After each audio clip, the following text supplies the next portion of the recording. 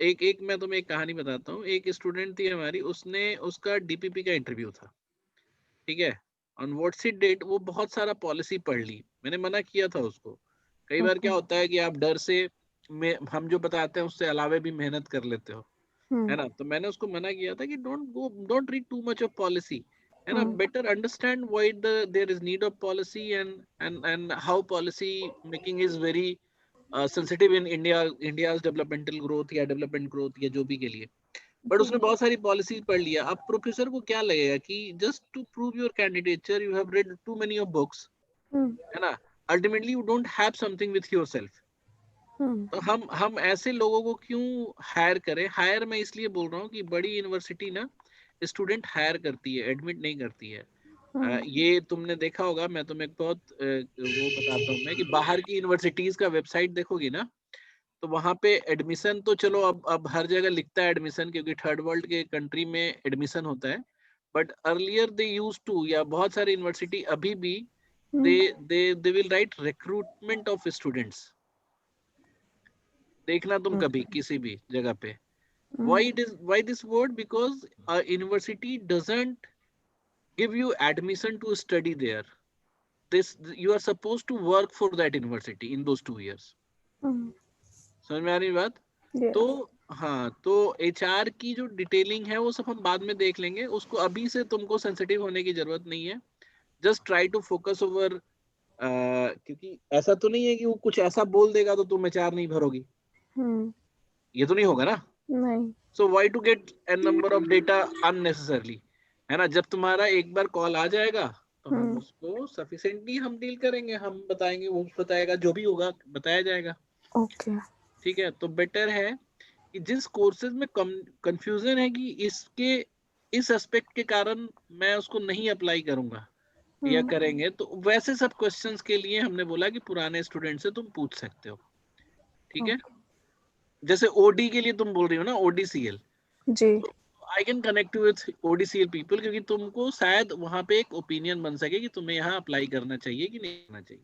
हाँ, वो मेरे को करवा दो। ओडी के लिए फिर भी चलेगा, एचआर के लिए कोई जरूरी नहीं है तुम्हें जानना। Okay. Don't have to much of data before you appear for the test. Okay. ठीक है। चलो नेक्स्ट किसका है डाउट?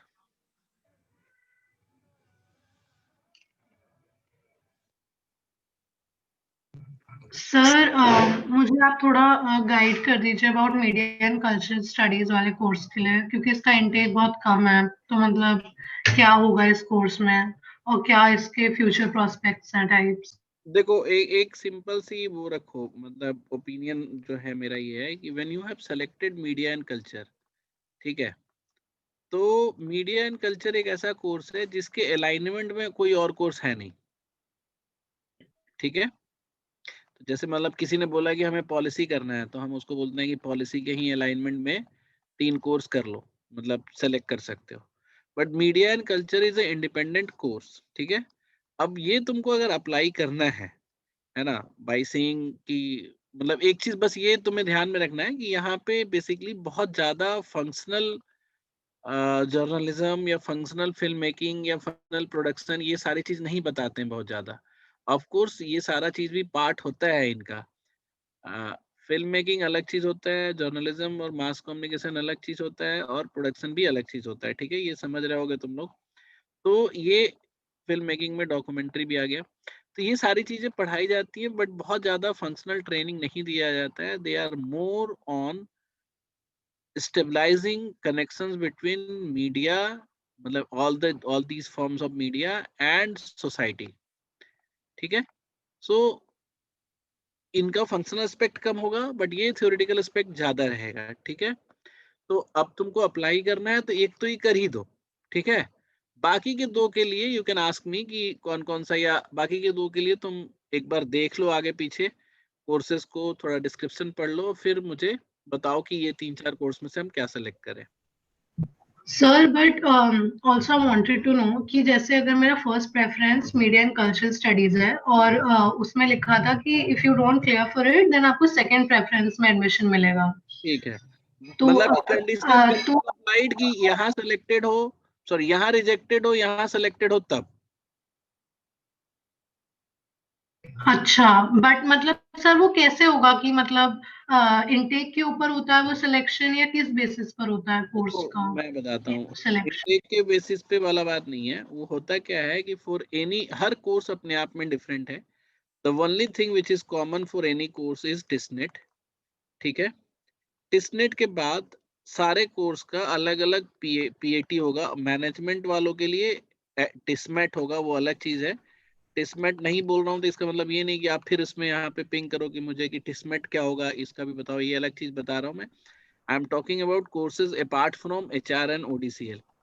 हर कोर्स का एक पीएटी होगा, विच ऐसा भी हो सकता है कि सारा सोशल वर्क के कोर्स का एक ही पीएटी हो, क्योंकि लास्ट ईयर और लास्ट टू लास्ट ईयर इन्होंने सारे सोशल वर्क के कोर्सेज का एक ही पीआईटी किया था। एनीवे मतलब दैट डजंट मैटर, एक ही पीएटी हो। तो आप जैसे मान लो कि 2 कोर्स अप्लाई किया आपने या 3 कोर्स अप्लाई किया, तो आपके पास एक टिसनेट स्कोर है एक्स, है ना, जिसका कितना परसेंट वेटेज है, बोलो 30% है। ध्यान है ना तुम्हें, ये बात समझ में आ रही है, बोल रहा हूँ सो। Yes sir. हाँ, तो जैसे जैसे 30% वेटेज होने का मतलब क्या है कि लेट से मैं एज्यूम करता हूँ कि तुम्हारा मार्क्स जो है टिसनेट में 60 है, तो व्हेन 100 इज 30, तो 60 कितना होगा, 18 होगा, होगा ना। Yes sir. रेशियो तो तुम्हें पढ़ाया गया है ना, कि अगर 100 की वैल्यू 30 है तो 60 की वैल्यू कितनी होगी, 18 होगी। या फिर ऐसे समझो कि 100 में तुमने 60% स्कोर किया है, तो 30 में 60% कितना होगा, 18 होगा। तो तुम्हारा इक्विवेलेंट मार्क्स जो हो गया, जो लास्ट में काउंट होगा, वो होगा 18 इसका। ठीक है, पीआईटी का वैल्यू अगर 40% है, और पीआईटी में मान लो तुमने अगर मान लो पीआईटी 50 मार्क्स का है, तो और फिर और पीआईटी में जो तुमने स्कोर किया वो किया लेट से 30, तो 50 की वैल्यू अगर 40 है, तो 30 की वैल्यू कितनी होगी, 24 होगा, 60% फिर से। ठीक है, तो ये 24 हो गया। लास्ट में तुम्हारा इंटरव्यू होता है, जो कि बेसिकली 75 मार्क्स का इंटरव्यू होता है, जिसका अगेन वो जो वो है एक वेटेज है, वो 30 है। तो 75 का 30 तुम्हारा 40% होता है। तो लेट से तुमने इसमें स्कोर किया 50 मार्क्स, ठीक है, तो इसका वेटेज हो जाएगा फिर से इसका 40%, विच इज 20। तो तुम्हारा ये तीनों हर सब्जेक्ट के लिए तीनों ऐड हो जाता है, 18 प्लस 24 प्लस 20, ये कितना हो गया तुम्हारा, 44 प्लस 18 विच इज 62 है ना। तो ऐसे सारे बच्चों के मार्क्स हर सब्जेक्ट के लिए होंगे जो लोगों ने अप्लाई किया है, और इसके हिसाब से आपका कट ऑफ बनेगा। आई सर बात। सर एक चीज पूछ लूं, जैसे सर जैसे हम लोग मैनेजमेंट वाला एग्जाम देंगे, एचआरएम या ओडीसीएल, तो उसके लिए टिस्मेट है, और अगर हमने साथ में ये मीडिया वाला भी एग्जाम दिया तो क्या टिस्पेट भी देंगे? हाँ तो 3 एग्जाम हो गया। हाँ, ओके। हर कोर्स के लिए जो मैंडेटरी स्टेप्स हैं वो तो आपको देना ही पड़ेगा। ये समझ में आया रुचि, तुमने पूछा था ना ये, रिचा रिचा ने पूछा था ये। सर हाँ सर ये ओडीसीएल के बारे में और थोड़ा डिटेल्स में बताएंगे क्या? सॉरी अगर आप पहले बताया तो मैं थोड़ा लेट से ज्वाइन की। मैं आज ओडीसीएल का वीडियो पहले पुराना 1-2 शेयर कर देता हूँ, उसको देख लो, फिर हम बताएंगे उसका नेक्स्ट क्लास में। अच्छा एक बस क्वेश्चन है, ओडीसीएल बस मुंबई में ही है कि और भी किसी बस ब्रांच? मुंबई में ही है, एचआर और ओडीसीएल दोनों सिर्फ मुंबई में है। पहले it used to be in Hyderabad also, but अब नहीं। ठीक है सर। सर आपने जो ये मार्क्स का डिवीजन बताया है, हाँ बेसिकली तीनों कोर्सेज, अगर जैसे 3 हमने कोर्सेज भरे हैं तो हाँ, तीनों कोर्सेज के लिए अलग अलग होगा ना? या जैसे टिसनेट का तो यही काउंट होगा हर जगह। हाँ, उसका 18 ही काउंट होगा, हाँ, बाकी का लेकिन तुम हर 40% और जगह, हाँ 30% काउंट होगा। तीनों में पीएटी में तुमने अलग स्कोर करोगे तो अलग अलग ये मार्क्स बनेगा फाइनल वेटेज का। ठीक है, तो तो, तीनों का होगा। तो अब सर अगर हमने टेस्ट नेट क्लियर किया तो हम तीनों कोर्सेज के लिए एलिजिबल है, मतलब वो तीनों नहीं कोर्सेज नहीं के लिए नहीं हमें कॉल करेंगे? नहीं नहीं नहीं नहीं, टिसनेट क्लियर नहीं करते हो, टिसनेट सब्जेक्ट के हिसाब से क्लियर करते हो। मतलब ऐसा भी हो सकता है कि आपका टिस्नेट स्कोर सिर्फ 2 सब्जेक्ट के लिए क्वालिफाई हुआ। सर वो नहीं समझ आया मुझे कि आपने बता रहा हूँ, कोर्स जैसे के मान हिसाब लो से कि टेस्टनेट तुमने कैसे हुआ? तुमने सब्जेक्ट ए भरा, सब्जेक्ट बी भरा, सब्जेक्ट सी भरा, ठीक है। यस इसका सर। टिस्नेट का क्वालिफाइंग है 55, इसका टिस्नेट का क्वालिफाइंग है 60, इसका टिस्नेट का क्वालिफाइंग है 68। सर ये कैसे डिसाइड होता है? ये डिसाइड होता है हर साल जितने बच्चे अप्लाई करते हैं उनके हिसाब से। डिस्कनेक्टेड, आप कुछ कह रहे थे?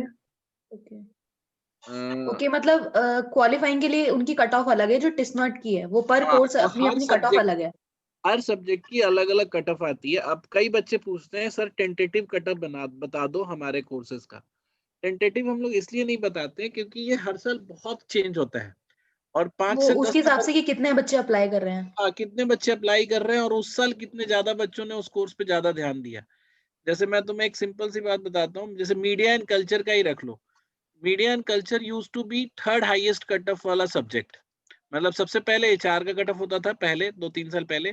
फिर उसके बाद एचआर के बाद डीएस का कट ऑफ होता था, और फिर मीडिया एंड कल्चर, ये बेसिकली साथ में ही होता था। मतलब it used to be 68 around कई बार तो। लेकिन लास्ट टू लास्ट ईयर ये श्रिंक होके सीधा 55 या 54 पे चला गया था।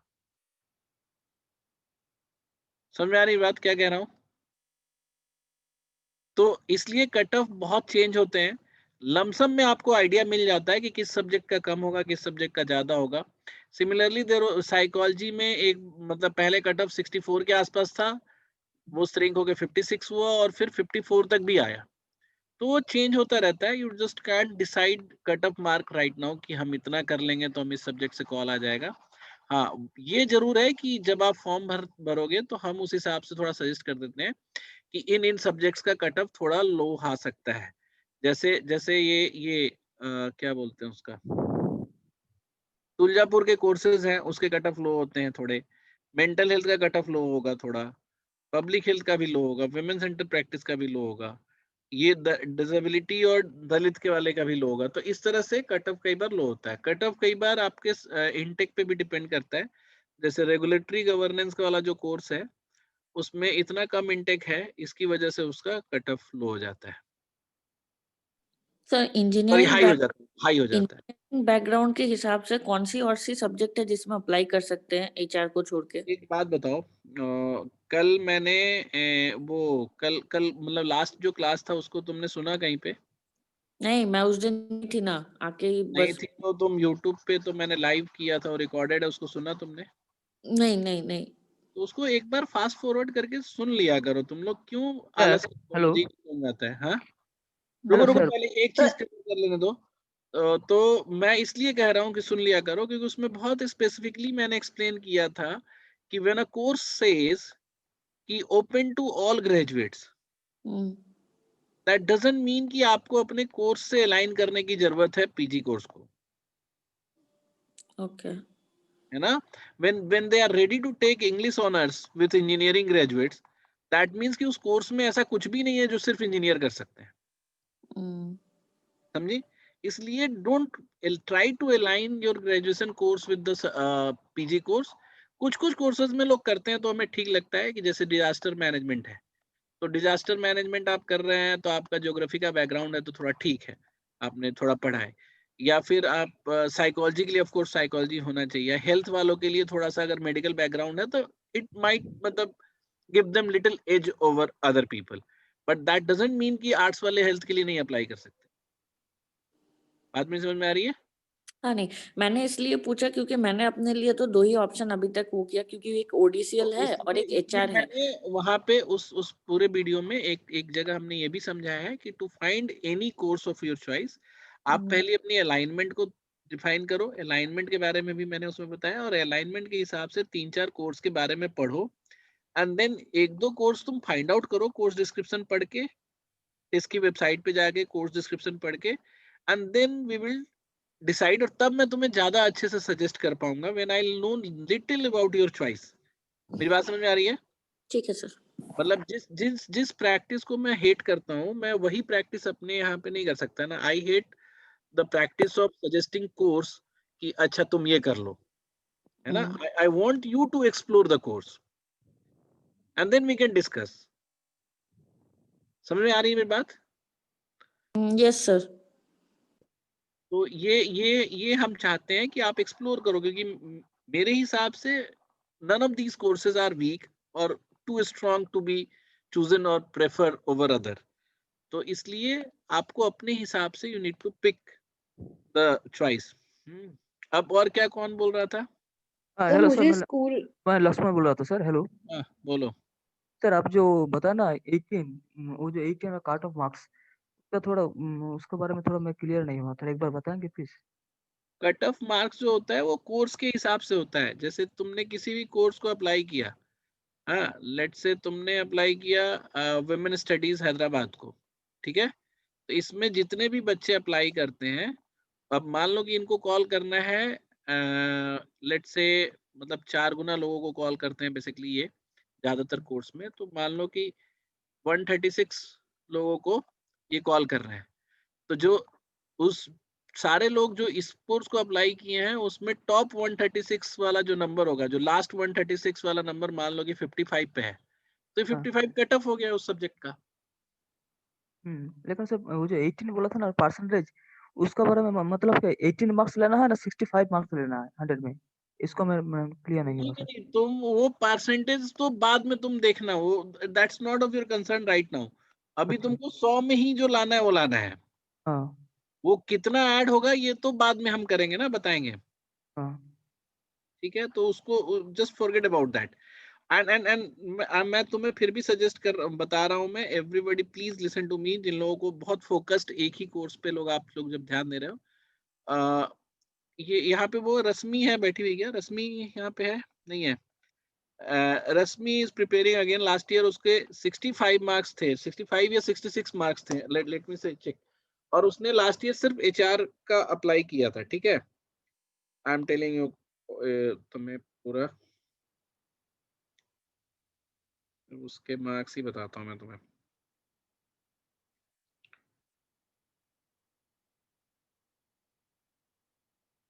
हाँ, लास्ट टाइम सी स्कोर्ड 66। अब 66 जो है वो एचआर और ओडी छोड़ के, ठीक है, टिस के ऑल 50 कोर्सेज में कोई भी अप्लाई उसने किया होता तो उसका ये कट ऑफ पार हो गया होता है, ठीक है, तो last year she did not sit for interviews, ठीक है, आप समझ रहे होगे 66 लाना भी आसान नहीं होता कई बार, है ना, 66 is also a very good score. अब एक गलती बस ये उसने की कि जैसे अब हम वो व्हाट शी डिड वाज कि सी ज्वाइंड अस, और उसके 1 महीने बाद ही उसको घर जाना पड़ गया, and she never care to ask कि सर हम और सा कौन सा कोर्स भर सकते थे।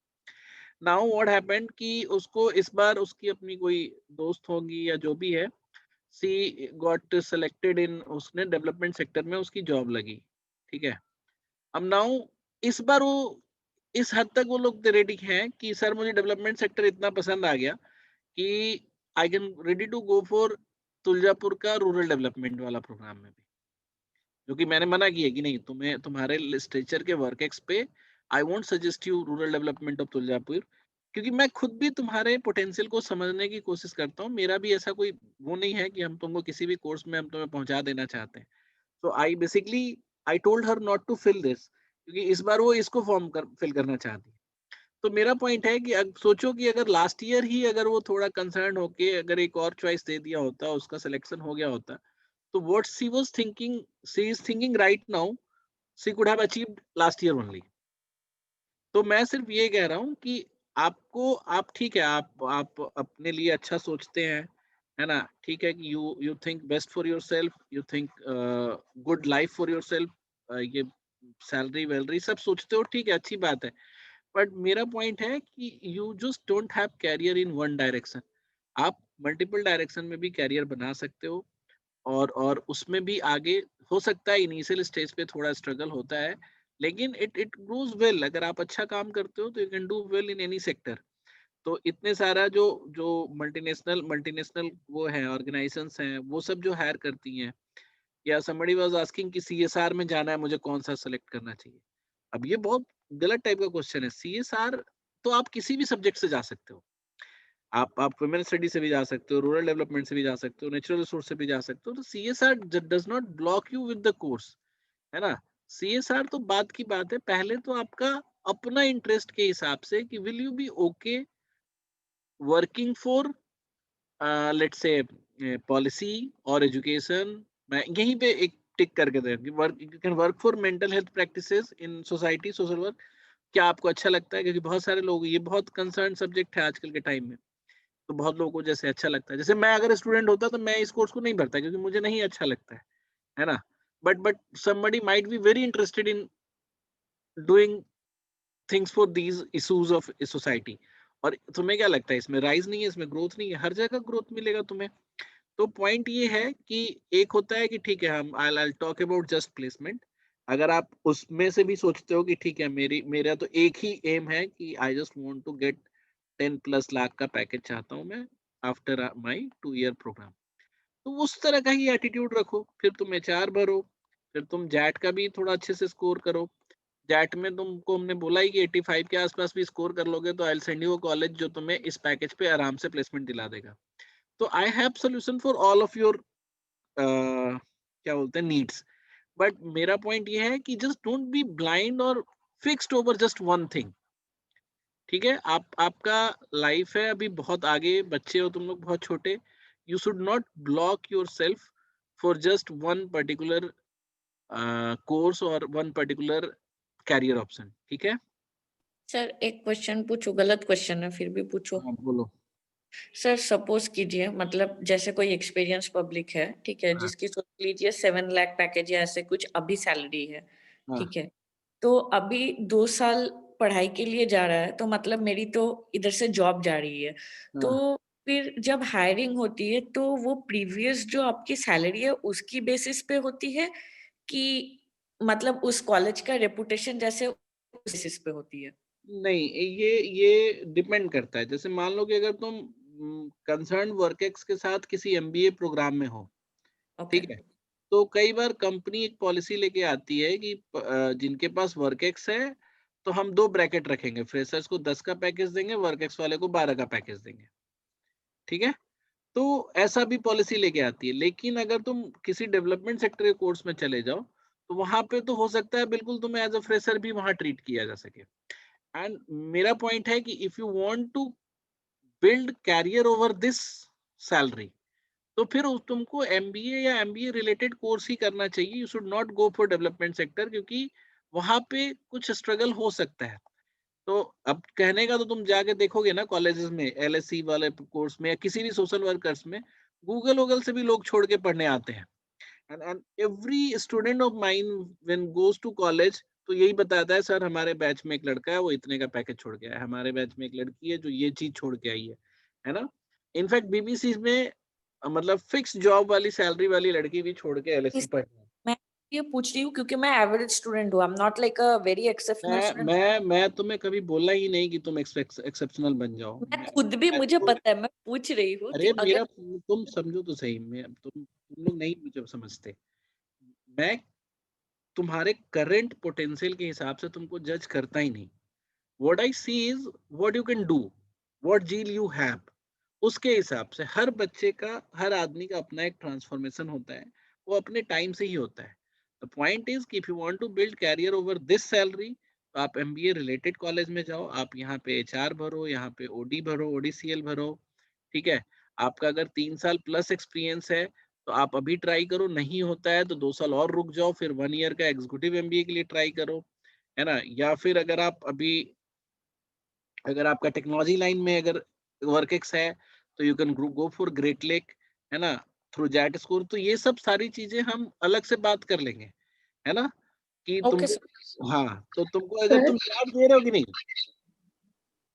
हाँ हाँ तो जैट दे रहे हो, जैट में भी थोड़ा कोशिश करो अच्छा स्कोर करने को। So don't mix the thing here कि आई अंडरस्टैंड योर नीड, हम हर बच्चे की नीड को समझते हैं, है ना। When I talk about the development sector is good, when I talk की, मैंने अगर किसी को बोला कि एजुकेशन बहुत अच्छा कोर्स है तो इसका मतलब ये नहीं कि मैं तुम्हारे कोर्स को डिमीन कर रहा हूँ। मेरी बात समझ में आ रही है क्या कह रहा हूँ? एकदम सर। हाँ, तो जैसे ना अब तुम्हें ऐसे फैक्ट बता रहा हूँ, तो यहाँ से आवाज आ रही है, म्यूट करो भाई अपने आप को।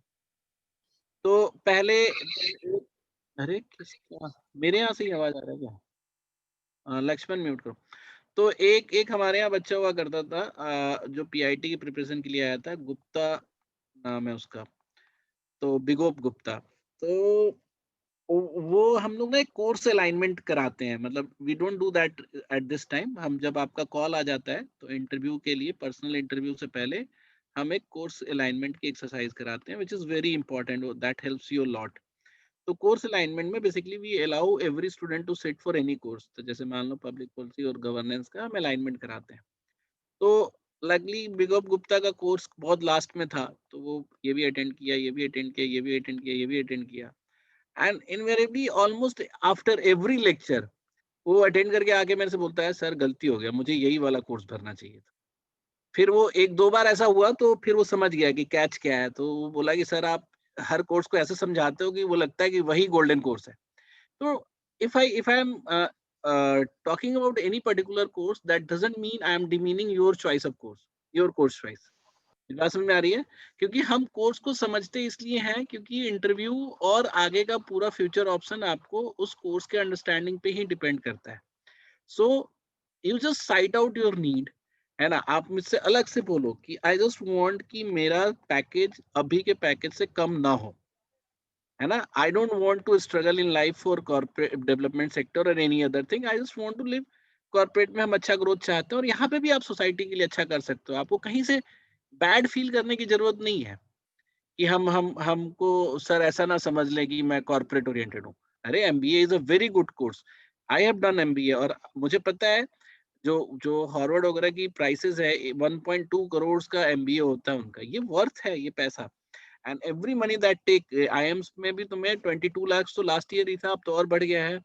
इतना पैसा वो लेते हैं, इसके पीछे रीजंस है ना। Someday when I will take class for course alignment for management, you will find कि मैनेजमेंट हैज मतलब great scope to deal with all the humanities problem.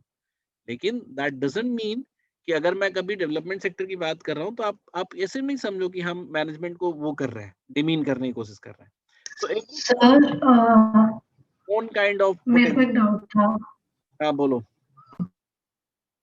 Sir ये टेस्ट पैड के बारे में थोड़ा बताइए ना, मतलब I missed if you told about it, but नहीं ये क्या है, मतलब ये पहले होगा टेस्ट नेट का?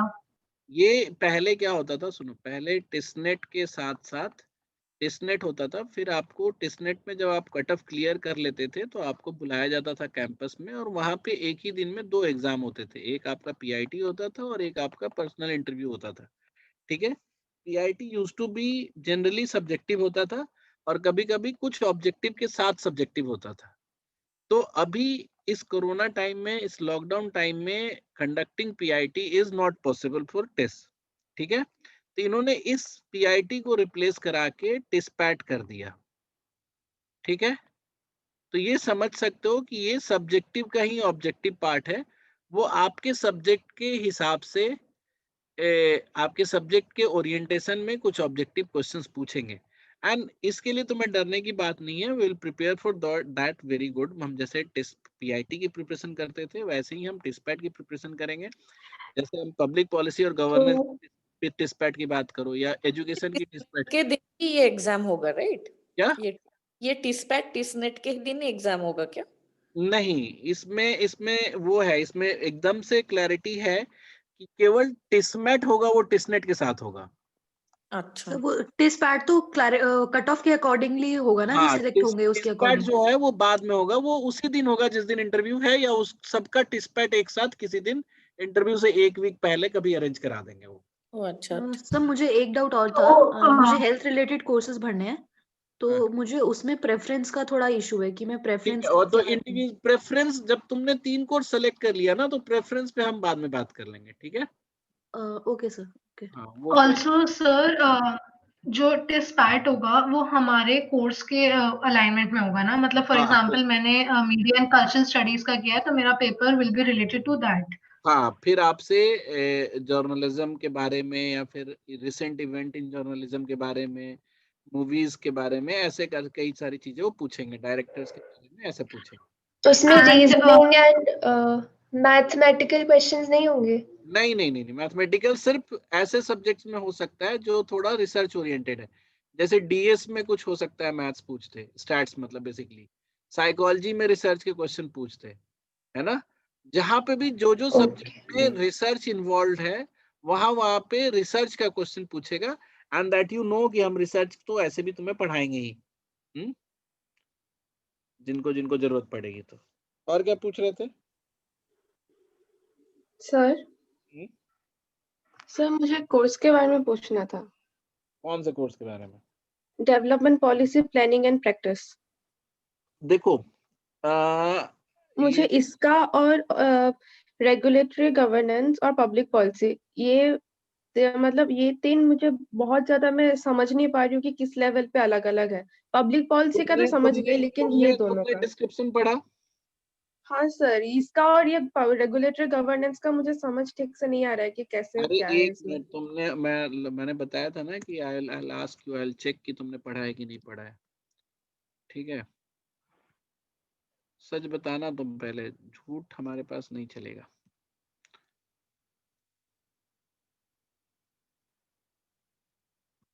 मैं तुम्हें एक एग्जांपल दे देता हूँ मैं, हाउ डू वी रीड।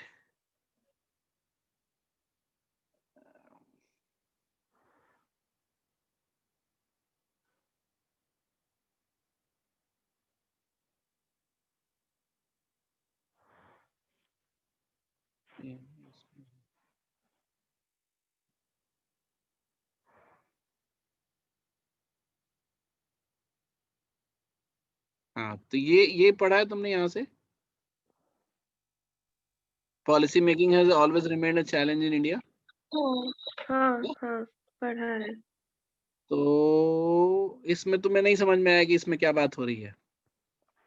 ये समझ में आ रहा है, मेरे को ये नहीं समझ आया कि किस लेवल पे डिफर करता है ये और रेगुलेटरी तो गवर्नेंस। दोनों में बिल्कुल अलग अलग चीजें लिखी हुई है। एक में हैबिटेट वाले पे ज्यादा फोकस है, ये मैंने देख लिया। नहीं, हैबिटेट वाले की तो उस पर्टिकुलर सब्जेक्ट में तो लिखा ही नहीं होगा। मैं तुम्हें बताता हूँ, मैं अरे कोई पेपर है उसमें 2 क्रेडिट का। अरे पेपर से नहीं लेना देना है ना, कोर्स डिस्क्रिप्शन पढ़ो पहले। पेपर बाद में आता है, पहले ऑब्जेक्टिव आता है कि what objective that course is having. अब जैसे मान लो ये है, अब इसमें इसमें और इसमें बहुत फर्क है अगर तुम ध्यान से पढ़ो तो। रेगुलेशन के बारे में, regulation is done either by specially constituted autonomous regulatory agencies, और यहाँ कहाँ कहीं रेगुलेशन के बारे में बात की गई है? And do you even know what regulatory body is? अच्छा ऐसे करना है, ठीक है।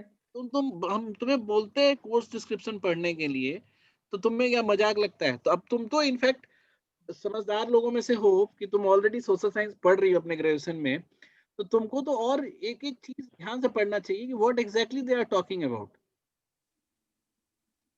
सर पढ़ा था इसीलिए मैंने पूछा। ये पढ़ने के बाद तो कहीं कंफ्यूजन होना ही नहीं चाहिए था, तब तुम बोलती कि स्पेशली ये लाइन का मतलब बता दो। कोई आदमी अगर पढ़ के आएगा तो ये पूछेगा कि सर मुझे ये वाला चीज या ये वाली चीज बता दो, यहाँ पे क्या लिखा हुआ है, या ये हमें नहीं समझ में आया। आप ऐसे पूछोगे, आप ऐसे नहीं पूछोगे कि मुझे समझ ही नहीं आया। नहीं नहीं, मैं ये थोड़ी पूछ रही हूँ कि समझ नहीं आया। मैं नहीं, इस बात पे पूछ रही थी कि ये डिफरेंस तो बहुत सारा है ना। तुम if you start from the practice वाले में। कितने सारे डिफरेंसेस हैं इसमें। इसमें contemporary regulation theories, emerging regulatory practices, both at national international level. अब इस दोनों चीज को एक्सप्लोर करना पड़ेगा तुमको कि इंटरनेशनल लेवल पे रेगुलेशन और इंटरनेशनल लेवल पे रेगुलेशन का क्या एग्जांपल है। And tell me few regulatory bodies in India, बताओ। रेगुलेटरी बॉडीज नहीं दिया था, ठीक है। बोलो। आरबीआई। चलो, RBI is a kind of regulatory body, ठीक है। इंटरनेशनल में समथिंग लाइक यूएन। इंडिया में और बताओ। UN is not a regulatory body. बहुत सारे नेशनल हाईवे अथॉरिटी है, एनआई है, एआईसीटी है, एआईसीटी है, नेशनल तो अब तुम इंजीनियरिंग का। हाँ एफसीआई है, सेफ्टी एंड स्टैंडर्ड्स है। हाँ, तो ये FSSAI है ना, ऐसे नाम लिखा हुआ है। हाँ सॉरी, फिर इंडियन नर्सिंग काउंसिल भी है, बहुत सारे हैं तो ना। बेसिकली ये जो तुमको एक एग्जाम, बहुत बड़े इकोनॉमिस्ट की बात बताता हूँ, उन्होंने बोला है कि कैपिटलिस्ट सोसाइटी जो है can only work in the environment of regulation, क्योंकि वरना कैपिटलिस्ट सोसाइटी के सारे लूप होल्स को ना हम रेगुलेशन के थ्रू दूर कर सकते हैं। तो जैसे अगर कई बार फाइट होता है कि which type of economic model is better, socialism वाला या कैपिटलिज्म वाला, तो रेगुलेटरी बॉडीज इज बेसिकली, समझो कि if it is not there, capitalism can be a monster for any economy या सोसाइटी, है ना।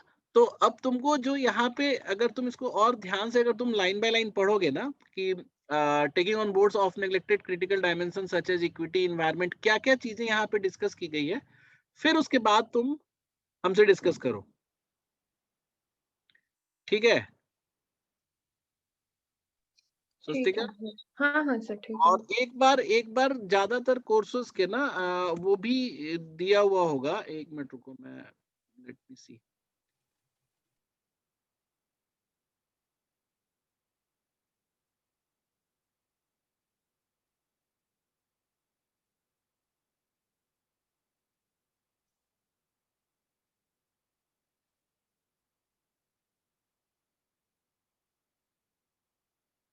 यहाँ कहीं दिख रहा है courses in social science with course alignment, एक मिनट, छोटा सा कैच है।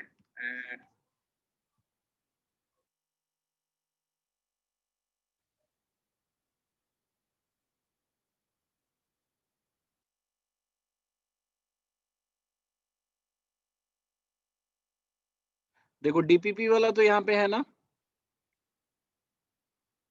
स्वस्तिका।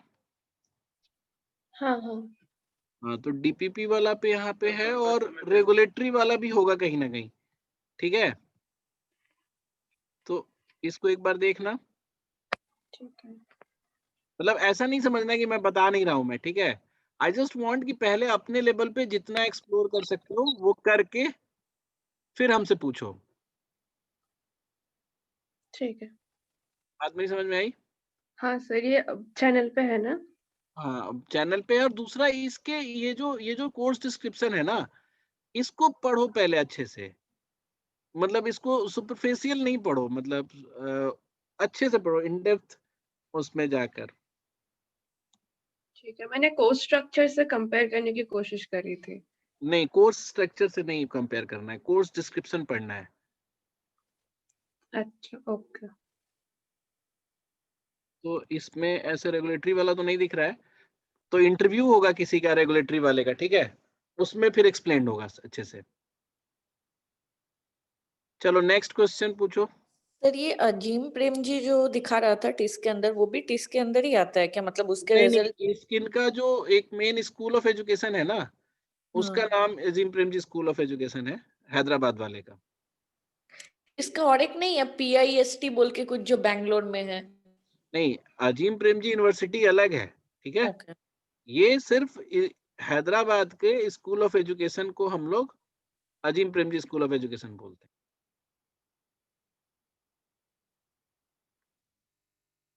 ठीक है, और कोई डाउट? हेलो। हाँ, हाँ सर, बोल रहा हूँ, जो माने जो स्टूडेंट HR में फॉर्म फिलअप होगा, फॉर्म फिलअप करेगा, तो उसी का क्या ऑप्शन CSR में होगा ज्यादातर ना, और भी ऑप्शन नहीं उसमें देखो, अब CSR में? ये तो मत, कभी ऐसे बात तो क्यों करो ही नहीं कि हम HR में पढ़ेंगे और फिर CSR में नहीं नहीं जाएंगे। नहीं, ऐसा मैं बोलना नहीं चाहता हूँ। मैं बोल रहा हूँ जो आदमी HR में भरेगा उसी का है कि CSR ऑप्शन रहेगा ना, दूसरा अभी कोर्स में CSR ऑप्शन रहेगा, ये मैं जानना चाहती हूँ। मैं फिर नहीं समझा तुम्हारी बात। when you are doing HR, आपका सिंगल ऑब्जेक्टिव होता है आपका कॉर्पोरेट में काम करने का, ठीक है ना। Why would someone do HR and go for CSR? There is no point in going for CSR after doing HR, है ना। आप अगर आप, ये तो वही वाली बात होगी ना कि हम कोर MBA कर रहे हैं, बट आई वांट टू, मतलब सोशल डेवलपमेंट के लिए हम काम करेंगे, मतलब basically you are just ignoring the entire expertise given by school of social work, कि आप जैसे मान लो एक MBA है बहुत अच्छे कॉलेज का, है ना, और एक तुम्हारा MSW सोशल वर्क का स्टूडेंट है टेस्ट का। अब अगर सोशल वर्क करना है तो you will trust on which person? You won't trust MBA from IIM, क्योंकि उसने वो एक्सपर्टीज नहीं। इसीलिए तो प्रोफेशनलाइजेशन कहते हैं, इसीलिए तो हमने बोला है कि सोशल साइंस के कोर्सेज का प्रोफेशनलाइजेशन है ना। अब एक बहुत अच्छा इंजीनियर है तो उससे तुम अपना इलाज नहीं कराओगे ना, इलाज के लिए तो will go for doctor only. ना सर, एक्चुअली क्या होता है इंडस्ट्री में ज्यादातर देखा जाता है कि जो लोग HR में पोस्ट में है वो लोग ही CSR को डील करते हैं, इसलिए मैं पूछा। नहीं, वो गलत प्रैक्टिस है, उस तरह से अब कोई काम नहीं होता है ना। अच्छा। पहले तो कोई भी आदमी कुछ भी कर लेता था। Now for a hmm. Particular role you need that kind of expertise. अच्छा, ठीक है सर। नेक्स्ट।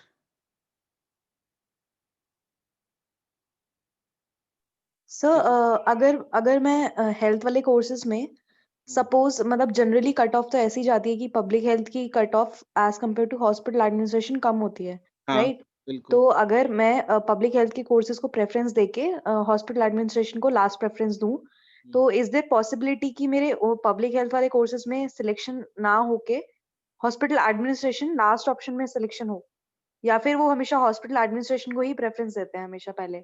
नहीं, ऐसा नहीं देखो है। जैसे मान लो कि अगर तुमने लो कट ऑफ वाले का, है ना, हम्म। पहले भर दिया और हाई कट ऑफ वाले का सेकंड, बाद में भरा। तो अगर तुम इसमें सेलेक्ट होते हो तो हो सकता है इसमें ना सेलेक्ट हो। ऐसा बहुत कम होगा कि इसमें नहीं सेलेक्ट हुए इसमें हो गए। हाँ, मतलब मैं यही वाली पॉसिबिलिटी पूछ रही हूँ कि मैं लो कट ऑफ मैंने पहले प्रेफरेंस रखी है, तो मैं उसमें सिलेक्ट नहीं हुई और हाई कट ऑफ वाली की प्रेफरेंस जो मैंने बाद में रखी है उसमें मैं सिलेक्ट हो जाऊँ। ऐसा हो सकता है लेकिन वो बहुत रेयर होगा। इस बार ज्यादा चांसेस थे जब टिस्नेट के मार्क्स का रोल नहीं था। जैसे टिस्नेट का मार्क्स का अगर रोल है तो if you have qualified for higher cut off that means your TISSNET score is high, hmm. And when your TISSNET score is high तो क्वालिफाई मतलब select getting selected in lower cut off marks will be high again, क्योंकि TISSNET score का marks भी जुड़ रहा है। तो इस केस में या तो आप दोनों में सेलेक्ट हो गए या तो ऊपर वाले में सेलेक्ट हो गए। बहुत कम होगा कि हो सकता है कि आपने लोअर कट ऑफ वाले का इंटरव्यू बहुत ही स्पॉइल कर दिया या अटेंड ही नहीं कर पाया और हायर कट ऑफ वाले का अटेंड किया और उसमें सेलेक्ट हो गया, तो ऐसा हो सकता है। Okay, okay sir. तो ऐसा कोई एडवांटेज तुमको नहीं मिलेगा लोअर पहले डालने का, ठीक है। Okay sir. सर एक चीज और, आपने हेल्थ रिलेटेड कोर्सेज के लिए वीडियो डिटेल बनाई हुई है क्या, हाँ या फिर होगा, मैं पर्सनली? नहीं होगा। क्योंकि मुझे हॉस्पिटल एडमिनिस्ट्रेशन का थोड़ा कंफ्यूजन है। तुम देखो ना, होगा पक्का। Okay, okay sir. School of health का एक साथ होगा। सर जैसे लास्ट ईयर टिस्नेट में जीके का कट ऑफ के बारे में लिखा था सेक्शनल में, अभी वो नहीं है ना? नहीं है, देखो ये ना बड़ा हम बताते हैं एक बिल्कुल राज की बात बताते हैं। ये जो सेक्शनल कट ऑफ जैसी चीज है ना, एक सर्टेन प्रिपरेशन के बाद इस बात को भूल ही जाना चाहिए। मतलब देयर इज नो पॉइंट कि आप सेक्शनल कट ऑफ आप इतना प्रिपरेशन करके आप 40 में 14 मार्क्स ना लाओ। मेरी बात समझ आ रही है? तो इसलिए अगर सेक्शनल कट ऑफ कोई इंट्रोड्यूस करता है या नहीं करता है, आपको बिल्कुल उस बात पे ध्यान ही नहीं देना चाहिए। तो इसलिए मैं तो इतनी प्रिपरेशन हम लोग कराते हैं कि मैं खुद ध्यान नहीं देता। ऑफ कोर्स इसका फर्क पड़ जाता है कई बार। पिछले बार भी 2 स्टूडेंट ऐसे थे कि जिनका कट ऑफ से बहुत ज्यादा मार्क्स था, बट उनका ओवरऑल कट ऑफ से बट जीके में कम रह गया। जीके में 13 मार्क्स रह गए और ओवरऑल 55 मार्क्स थे, जो कि कई सब्जेक्ट के कट ऑफ से ज्यादा था। तो अब ऐसे बच्चों का जो स्कोर कम कर पाए तो वो उनकी कमी है, वो जीके उनको पढ़ना चाहिए था उस समय, है ना। तो लेकिन ऐसा तो नहीं है ना कि ये चीज जान के उन लोग भी मतलब ऐसा नहीं कि ये नहीं जानते थे कि कट ऑफ नहीं है। तो ऐसे केसेस में सेक्शनल का कट ऑफ होना या नहीं होना it basically doesn't impact your preparation strategy, ठीक है। Yes sir. नहीं, हाँ, बस कंफर्म करना था कि ऐसा तो कोई देखा नहीं है मैं नोटिफिकेशन में लिखा हाँ, हुआ। मतलब उसको कोई मतलब देखो, जैसे मैं बोलता हूँ कि IFT में ये जरूरी है समझना, ठीक है। तो उसमें क्या होता है कि IFT gives you 4 sections and it gives you very less time to cover all the sections. तो ऐसी गलती ना हो जाए कि आप 3 सेक्शन में ही ज्यादा टाइम दे दिए और चौथे में दिए ही नहीं, तो जिससे कि इसका सेक्शनल पार नहीं हुआ, यहाँ बहुत स्कोर कर लिए। practice give you enough time to complete all your questions. ठीक है, आपके आपके 100 क्वेश्चन के लिए more than 100 minutes होते हैं. So you will never मतलब you don't have to fight for the time management or everything. ठीक है, तो आपका इस केस में कट ऑफ पे ध्यान देना इज एकदम irrelevant. आप अपनी कंप्लीट प्रिपरेशन पे ही ध्यान दो. ठीक है, just leave the cut off point as it is. Next.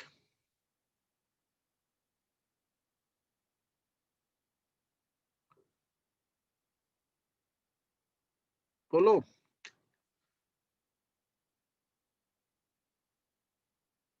Her course को समझने के लिए आप इस तरह से उसके उसके उस पे मत जाओ कि पेपर्स कौन कौन सा है. पेपर्स भी देखना चाहिए. जैसे अगर आपको इन्वायरमेंटल और क्लाइमेट चेंज समझना है तो आप इसकी डिस्क्रिप्शन को पढ़ो.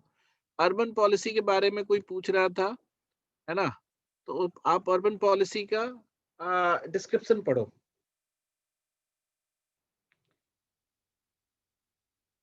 सर मतलब कोर्स का ऑब्जेक्टिव समझ लेना है. हाँ, और इसमें मैं तुम्हें ये भी बताता हूँ कि ये टिपिकली लिखा होता है. कई बार आपको ये चीजें नहीं समझ में आती है, देन आस्क मी, क्योंकि तुम लोग बहुत कॉन्फिडेंस में नहीं रहना कि ये जो 2 साल का क्रक्स इन्होंने लिखा है लेट्स से 300 वर्ड्स में या 500 वर्ड्स में, तो आपको बहुत आसानी से समझ में आ जाएगा. ऐसा कई बार नहीं होता है. And read between the lines also. कई बार हो सकता है कि आपको इससे रिलेटेड कंसर्न रिसर्च भी करना पड़ेगा कि व्हाट एग्जैक्टली वर्ड सेज, है ना. तो आप इसको जैसे जगह अगर ऐसे लिखा हुआ है कि the program examines the origin foundation, तो ये सब अलग अलग वर्ड्स हैं, इस पे अलग अलग ध्यान देना है.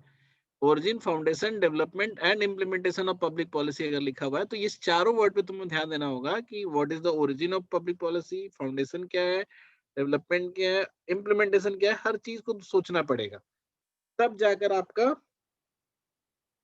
वो कोर्स डिस्क्रिप्शन की स्टडी जो होगी वो समझ से मतलब समझ में आएगा.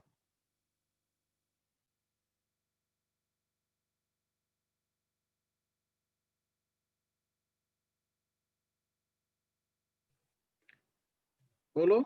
और सर ये प्लेसमेंट वगैरह के बारे में पूछना था, वही कोर्सेज क्या? का. ये डेवलपमेंट पॉलिसी प्लानिंग प्रैक्टिस है, रेगुलेटरी मैं एकदम सिंपल वर्ड्स में बता रहा हूँ मैं तुम्हें पहले से भी कि जितने भी आपके सोशल वर्क के कोर्सेज हैं या रिलेटेड कोर्सेज हैं, अब ज्यादातर इनके यहाँ सेंट्रलाइज प्लेसमेंट होता है. ठीक है, सेंट्रलाइज प्लेसमेंट मतलब कंपनी जो आती है वो बहुत कम कंपनी प्रेफरेंस लेके आती है कि हम इसी सब्जेक्ट के ग्रेजुएट्स को लेंगे. जैसे मान लो कि कोई हेल्थ वाले के लिए आ सकता है स्पेशलाइज, या हो सकता है कोई कंपनी आ जाए कि हमें रेगुलेटरी गवर्नेंस का बच्चा चाहिए इस पर, या ग्लोबलाइजेशन एंड लेबर का चाहिए. बट जनरली डेवलपमेंट सेक्टर की कंपनी जो है वो ओपन एंडेड होती है ना. अब जैसे मान लो कि कोई ओपन एंडेड कंपनी में क्रिमिनोलॉजी का बच्चा क्यों जाएगा, है ना, वो उसके लिए तो नहीं पढ़ा ये सब्जेक्ट. तो वो उसी तरह की कंपनी को या उसी तरह के ऑर्गेनाइजेशन को सिलेक्ट करना चाहेगा जहाँ पे बेसिकली ये पढ़ाई जाती है. तो सिमिलरली बच्चे जो है, स्टूडेंट जो है, वो अपने हिसाब से दे चूज द कंपनी और the organization where they are going to apply. Otherwise placement जो होता है वो आपका हमेशा सेंट्रलाइज या ज्यादातर सेंट्रलाइज होता है.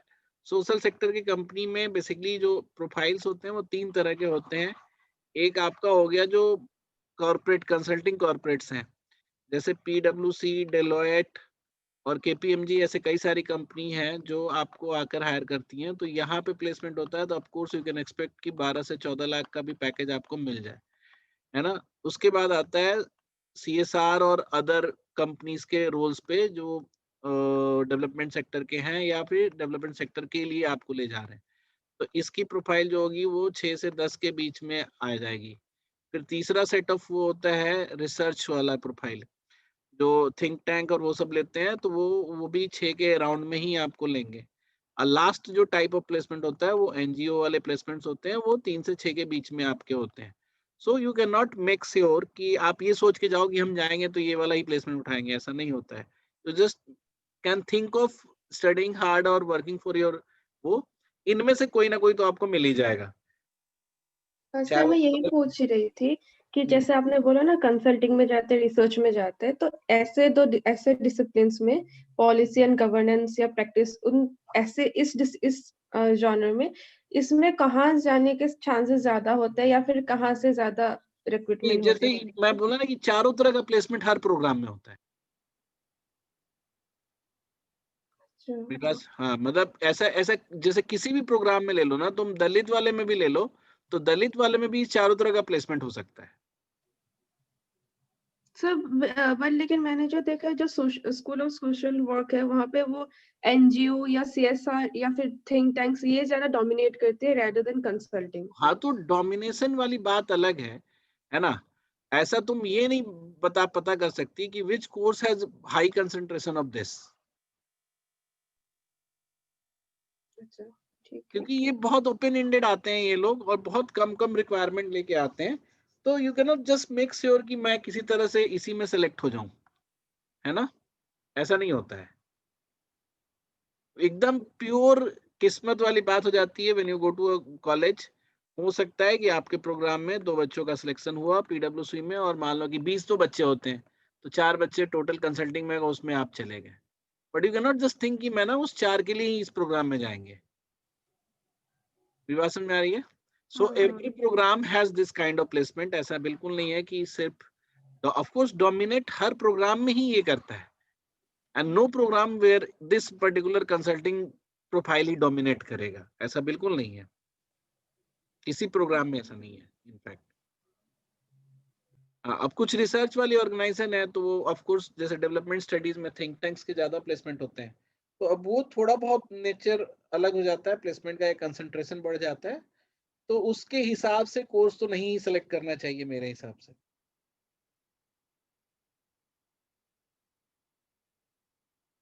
आई बात समझ में। हाँ आ गई। और कोई?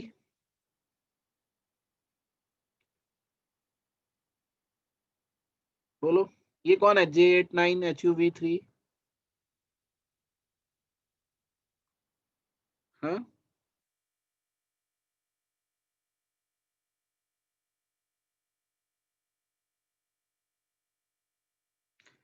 ठीक है, फिर रिकॉर्डिंग बंद करूं मैं? इसको अपलोड करने के लिए भी लोगों ने बोला है।